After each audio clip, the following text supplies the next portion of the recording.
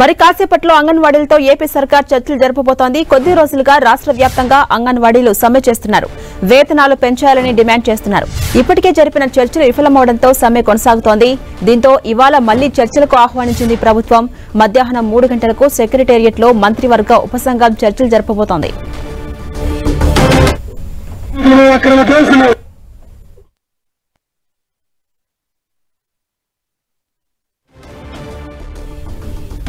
ఇదే అంశంపై మరింత సమాచారం మా ప్రతినిధి జయరాజ్ అందిస్తారు. జయరాజ్, మరి కాసేపట్లో అంగన్వాడీలతో ఏపీ ప్రభుత్వం చర్చలు జరపబోతోంది కదా, ఎలా ఉండబోతున్నాయి చర్చలు, డీటెయిల్స్ ఏంటి?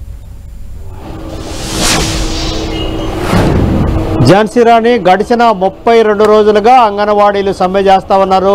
5 సార్లు వారితో ప్రభుత్వం చర్చలు జరిపింది. ఈరోజు 3 గంటలకి సెక్రటేరియట్లో మంత్రివర్గ ఉపసంఘం అంగన్వాడీ కార్మిక నాయకులతో ఈరోజు 6వసారి చర్చలు జరపబోతోంది.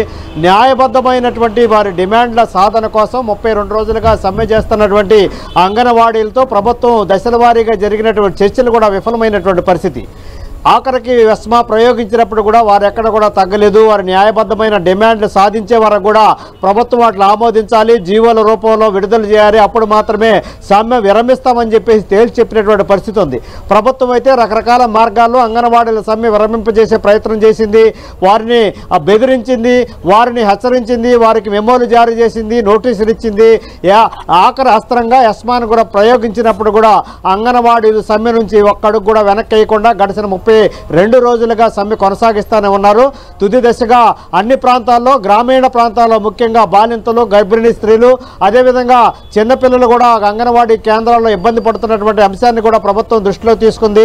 దీన్ని గమనించినటువంటి ప్రభుత్వం అంగన్వాడీలతో దశల వారీగా చర్చలు జరిపి సమ్మె విరమింపజేయాలి, ఆయా ప్రాంతాల్లో ఉన్నటువంటి గర్భిణీలు, మహిళలు, అది చిన్నపిల్లలు కూడా ఇబ్బంది పడుతున్నారు, వాళ్ళకి ప్రాణాలకు ఇబ్బందికరమైన పరిస్థితులు ఏర్పడితే విరమింపజేయాలని చెప్పినప్పుడు కూడా న్యాయబద్ధమైన తమ డిమాండ్లు సాధించే వరకు కూడా సమ్మె విరమించము, విధుల్లో చేరమని చెప్పేసి తేల్చి చెప్పారు అంగన్వాడీలు.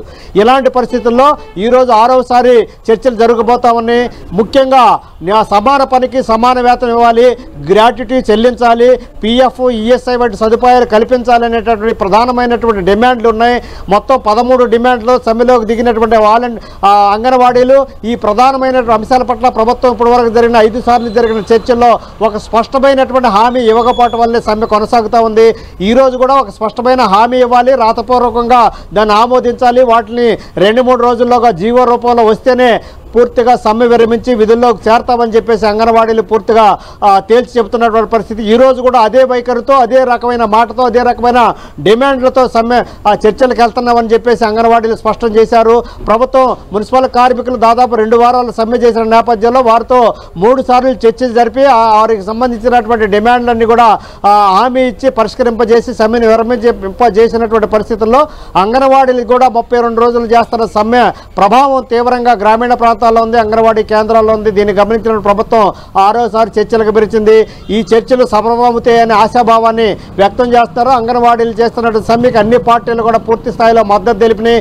వారికి సంబంధించిన ఎస్మా చట్టాన్ని ప్రయోగించడం పట్ల అన్ని స్థాయిలో కూడా విమర్శలు వచ్చినటువంటి నేపథ్యంలో ప్రభుత్వం ఒక అడుగు వెనక్కి వేసి వారు 6వసారి చర్చలకి ఆహ్వానించింది. ఈరోజు 3 గంటలకి సెక్రటేరియట్లో మంత్రివర్గ ఉపసంఘం దగ్గర ఈ చర్చలు జరుగుతున్నాయి. ఝాన్సీ రాణి, అలాగే జయరాజ్, మనం చూస్తే కనుక గడిచిన 5 చర్చల్లో ప్రభుత్వం విఫలమైంది. ఏ అంశం దగ్గర ప్రధానంగా విఫలానికి గురైంది? అయితే ఈ సమావేశంలో ప్రభుత్వం సానుకూలంగా వ్యవహరించే అవకాశం ఉందా? ప్రధానంగా ఆర్థిక పరమైన అంశాలు ఏమైతే ఉన్నాయో వాటి పట్ల ప్రభుత్వం అయితే ఒక స్పష్టమైనటువంటి హామీ ఇవ్వటం లేదు. ప్రస్తుతం ఉన్నటువంటి పరిస్థితుల్లో వాటి పట్ల హామీ ఇవ్వలేము.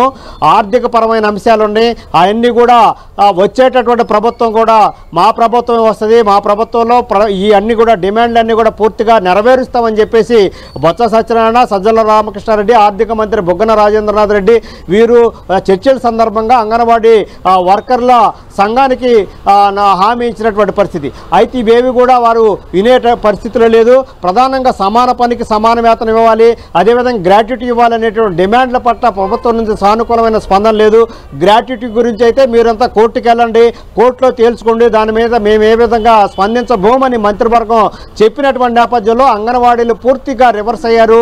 దీని పట్ల కోర్టుకు వెళ్ళాలా, ఏం చేయాలనే అంశం గురించి కూడా మంత్రివర్గ ఉపసంఘం దగ్గర మాట్లాడకూడదు. కాబట్టి పూర్తి స్థాయిలో ఇచ్చినటువంటి హామీల్ని ఏవైతే సమాన పనికి సమాన వేతనం ఉందో అది చెల్లించాలి. అదేవిధంగా గ్రాట్యుటీ చెల్లింపు చేయాలి. పిఎఫ్, ఈఎస్ఐ వంటి సదుపాయాలన్నీ కల్పించిన తర్వాతనే వాటి పట్ల రాతపూర్వకమైన హామీ ఇవ్వాలి. వాటికి సంబంధించినటువంటి ప్రత్యేక జీవోలు ఇచ్చిన తర్వాతనే సమ్మె విరమింపజేస్తామని చెప్పేసి 5 సార్లు చర్చల్లో ఈ 4 ప్రధానమైన అంశాల దగ్గరే వాయిదా పడింది. చర్చలు విఫలమయ్యాయి. ఈ రోజు కూడా ఈ 4 అంశాల పట్ల రాతపూర్వకమైనటువంటి హామీ ఉండి స్పష్టమైనటువంటి హామీ తీసుకుంటేనే ఈ సమ్మె విరమింపజేస్తామని చెప్పేసి అంగన్వాడీ నాయకులు పేర్కొంటున్నారు. Jhansi Rani. Right, thank you Jayaraj.